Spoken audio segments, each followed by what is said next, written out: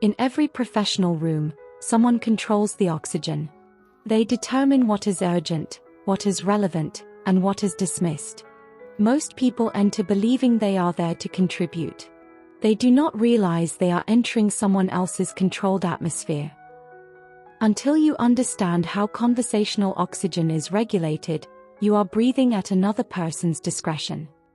The hierarchy does not silence you by force. It silences you by redefining what matters. A phrase like "let's keep that in mind" is not neutral, it is a pressure adjustment. The room's attention shifts. Priority dissolves. Your contribution is archived without confrontation. The common professional thanks the room for the air. The Trinity Scholar recalibrates the pressure. When a superior says, "I'll keep that in mind," the common person hears consideration. The Trinity Scholar hears a dismissal variable. The common response is "thank you." The Trinity response is, "Mindset is secondary to systemic integration." Identify the insertion point for this data. Professionalism has been misdefined as agreeability. You have been told that to be mature is to be flexible. Yet in high-stakes environments, excessive flexibility signals that your boundaries are adjustable. Adjustable boundaries invite compression.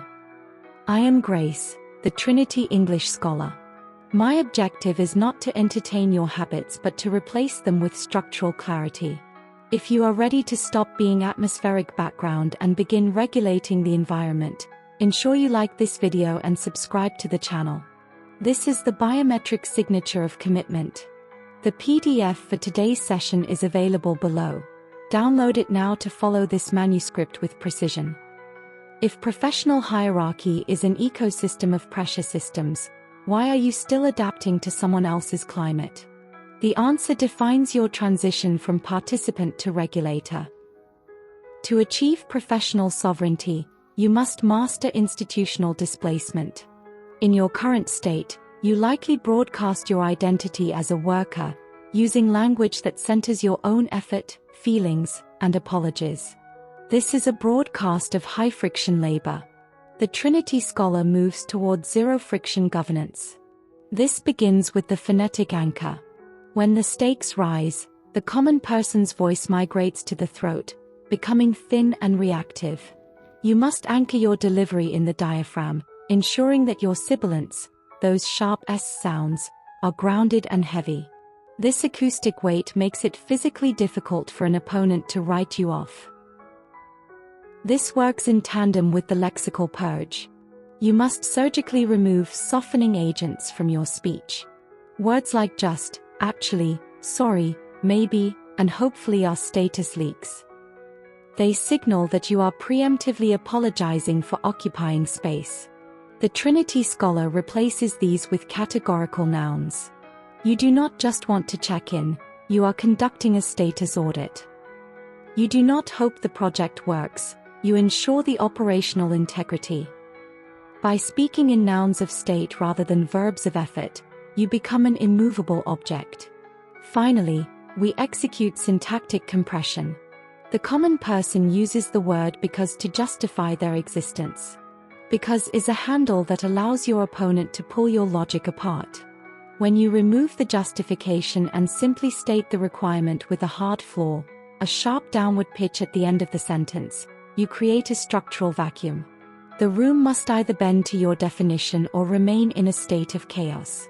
You are no longer negotiating, you are legislating the environment. Walkthrough 1. Everyday sovereignty. Imagine a scenario. You are at a service desk or a retail environment where a representative is using a bureaucratic script to ignore your request, essentially treating you as a nuisance to be managed rather than a client to be served. Non-Trinity Scholars approach. Hi, sorry, I'm just really frustrated because I've been waiting for an hour and I really think I should get a refund since this isn't what I ordered. So do you think you could maybe help me out with that, please? Trinity Scholars approach. The service output has failed to meet the specified baseline.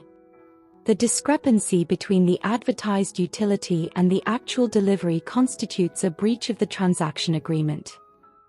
We are bypassing the standard delay protocols. The reversal of the transaction is the required resolution. Trinity analysis. The non-Trinity scholar has surrendered immediately.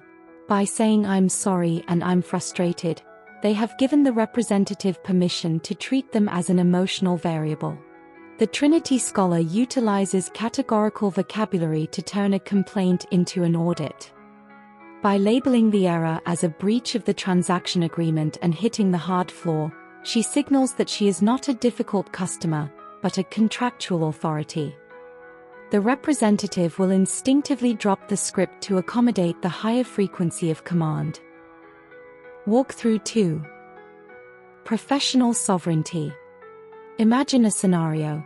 You are in a high-stakes performance review where your superior is attempting to manage your expectations by giving you more responsibility without a corresponding increase in title or compensation. Non-Trinity scholars approach. I understand that the company is going through a lot right now, and I really want to be a team player, but I've been doing so much extra work and I just feel like I'm being overlooked for a promotion, so I was hoping we could talk about a raise. Trinity scholars approach. The current scope of responsibilities has exceeded the original contractual framework. The expansion of the role necessitates a recalibration of the compensation structure to ensure systemic alignment. We are not discussing extra work, we are addressing the structural valuation of the position. Alignment with the industry baseline is the primary objective. Trinity analysis. The non-Trinity scholar uses "I feel" and "I was hoping," which are signals of a requester who can be easily pacified with empty praise. The Trinity scholar utilizes institutional displacement. She doesn't mention her feelings or her hard work. She defines the situation as a structural misalignment. By using the hard floor, she makes the raise look like a technical requirement for the system's integrity rather than a personal favor. She has effectively moved the conversation from a request to a correction. Walkthrough 3. Crisis governance. Imagine a scenario. A major project has hit a roadblock due to someone else's error, and you are being pulled into an emergency meeting where the tone is accusatory and leaders are looking for someone to take the fall. Non-Trinity scholars approach.